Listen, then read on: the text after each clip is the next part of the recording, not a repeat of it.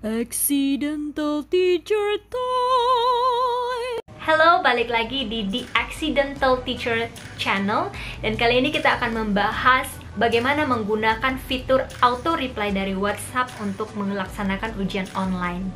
Nah, kita semua pasti sudah sangat akrab dengan aplikasi yang namanya WhatsApp, ya. Kita menggunakannya sehari-hari dalam bertukar pesan.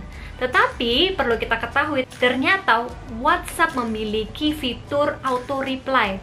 Nah, biasanya fitur auto reply ini dimiliki oleh yang khusus bisnis gitu. Dengan bantuan aplikasi ketiga, kita bisa menggunakan fitur ini untuk membantu anak didik kita melaksanakan ujian online, terutama di masa pandemik sekarang ini. Positifnya, kita bisa melakukan ujian pilihan berganda, akan tetapi negatifnya kalau kita punya pertanyaan misalnya dalam bentuk esai atau jawaban singkat, fitur ini sangat tidak direkomendasikan karena tetap saja kita harus memeriksanya secara manual. Nah, selain untuk ujian online, WhatsApp Auto Reply ini sendiri bisa kita gunakan untuk mengumumkan kelulusan ataupun berbagai hal lainnya yang bisa dapat menggunakan fitur auto reply sendiri. Jadi langsung saja kita lihat bagaimana caranya membuat soal ujian online atau soal review online atau apalah itu namanya dengan menggunakan WhatsApp auto reply. Check it out. Yang pertama kita lakukan adalah membuat format soal dengan menggunakan Google Sheet. Jadi kita bisa buka dari Google Drive, kemudian buka Google Spreadsheet, kemudian buka spreadsheet kosong. Nah, di spreadsheet ini kita akan menuliskan atau mendesain kira-kira soal kita akan menjadi seperti apa. Di sini saya akan buat judulnya yaitu soal bahasa Inggris, dimana soalnya akan terdiri dari soal-soal bahasa Inggris dasar. Nah, kemudian kita pilih kolom A dan kolom B, dimana kita akan menuliskan perintah tertentu yang akan dibalas dengan perintah spesifik tertentu juga. Di kolom A saya letakkan pesan masuk dan B balasan. Kemudian misalnya saya tuliskan di pesan masuk info. Jika diketikkan info, maka akan keluar auto reply seperti yang sudah saya perintahkan di sini. Di sini saya membuat tanda bintang di kata mulai supaya nanti murid-murid akan lebih tahu bahwa ini merupakan hal penting karena ini tampilannya akan menjadi lebih gelap. Kemudian setelah itu akan mengetik kata mulai. Nah, di sini saya akan memberi perintah tentang bagaimana dan apa yang harus dilakukan murid-murid saat akan memulai ujian online tersebut. Nah, di sini saya buat soal terdiri dari 5 soal. Nah, untuk memunculkan pertanyaan silahkan ketik bla bla bla. Nah, seperti ini kira-kira yang akan tampil nanti ketika si murid mengetikkan mulai.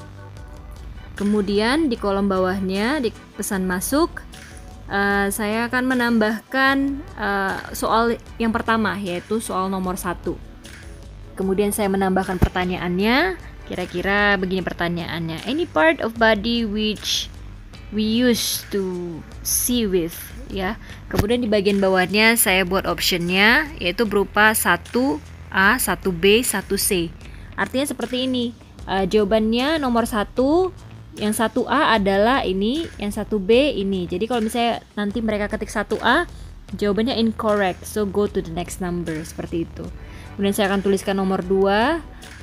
Nah, sangat penting sekali kita untuk mengikuti format ini. Misalnya setelah pertanyaan, maka setiap pilihan harus dituliskan di bawah pilihan sebelumnya. Ya, misalnya A di atas, kemudian B di bawah, C di bawah, dan D di bawah. Nah, agar optionnya berada di bawah dari option yang lainnya, maka kita harus mengetikkan Alt dan Enter. Kita tidak bisa hanya mengetikkan enter karena nanti tabnya akan berpindah ke baris berikutnya. Jadi agar dia bisa tepat berada di option sebelumnya, maka kita harus mengetikkan alt dan enter. Seperti ini, A, kemudian B, kemudian C dengan menggunakan alt dan enter.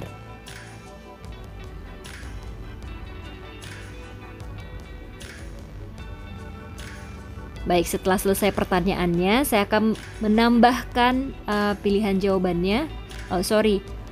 Pesan masuk dan balasan untuk nomor 2. Nah, saya akan kopikan saja karena ini mirip-mirip.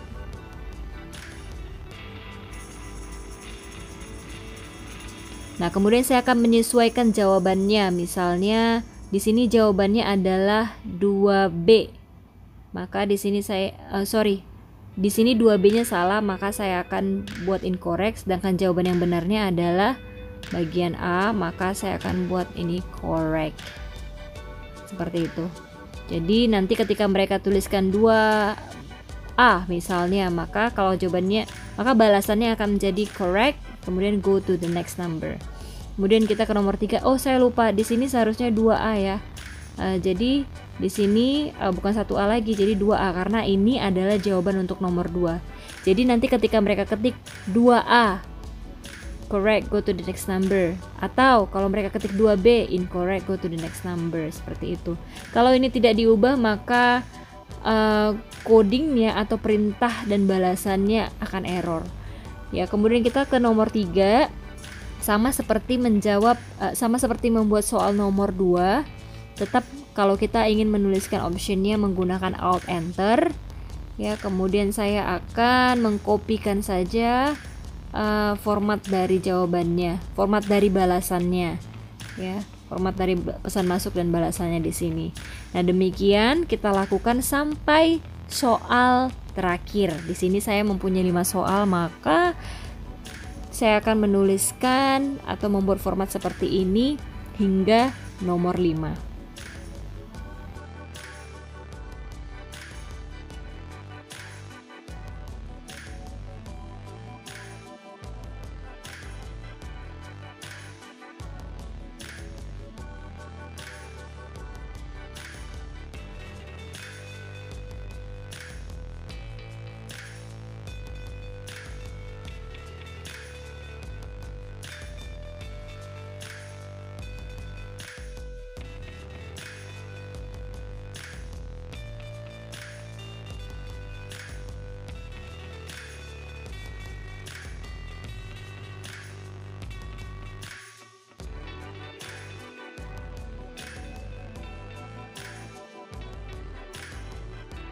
Setelah semua selesai, maka kita bisa cek dari atas sampai bawah. Nah, kita mau cek apabila ada kata atau huruf yang salah, kemudian kita bisa memperbaiki kembali. Nah, jika kita ingin memberi penegasan kepada huruf-huruf tertentu, jangan lupa tambahkan bintang supaya tampilannya di WhatsApp nanti akan menjadi huruf bold atau tebal atau lebih hitam. Nah, di sini juga kita perhatikan optionnya. Karena ketika kita salah memberi pesan masuk, maka balasannya bisa error atau tidak dapat balasan sama sekali. Sekali lagi kita cek apakah benar kolom A adalah pesan masuk dan kolom B adalah balasan. Kemudian kita cek kembali setiap pertanyaan dan apakah perintah yang kita berikan dapat dipahami oleh anak didik atau tidak. Untuk memastikan perintah yang kita berikan dapat dipahami, maka kita bisa menanyakan pendapat dari teman guru ataupun orang lain. Jadi dengan menerima pendapat mereka, kita akan mengerti apakah perintah yang kita berikan sudah dapat difahami dengan baik oleh anak didik atau tidak. Karena format inilah, maka tidak disarankan untuk membuat soal esai di sini. Setelah soalnya selesai, kemudian kita ke Play Store dan download aplikasi WhatsApp Reply App. Ya, kemudian setelah terinstall, kita buka, maka tampilannya akan seperti ini. Tampilan pertama yaitu Home. Ya, di sini bisa kita gunakan untuk menuliskan auto reply teks-teks yang sangat singkat. Kemudian di sebelahnya menu konteks, di mana kita bisa mengatur siapa saja yang akan di auto reply. Ini statistik. Dan kemudian di sini adalah menu yang sangat penting ya. Yang pertama ada supported apps, kemudian ada custom reply, spreadsheet di mana spreadsheet kita ambil nantinya, ada welcome message. Jangan lupa untuk di supported apps kita mengaktifkan WhatsApp tetapi tidak mengaktifkan WhatsApp Business karena kita tidak menggunakan WhatsApp Business. Kemudian kita mau ambil spreadsheet kita yang tadi, kita sinkronisekan, klik sync. Kemudian kita pilih spreadsheet kita ya, soal bahasa Inggris, kemudian synchronized. Nah, sync automatically everyday tidak bisa digunakan, hanya digunakan bagi pelanggan yang subscribe premium. Nah, ini sudah tersinkron ya, kita lihat di sync message-nya. Ini merupakan soal yang kita ketik tadi. Ya, ada beberapa soal yang saya tuliskan. Kemudian kita kembali lagi ke menu tadi. Oke. Di bagian konteks saya bisa memilih siapa saja yang mendapat fasilitas auto reply ini. Nah, di sini kita bisa memilih murid kita. Saya akan memilih dari contact list, ya. Nah, di contact list ini saya akan memilih salah satu murid saya, namanya. Oke, saya akan pilih satu saja sebagai contoh saja dulu.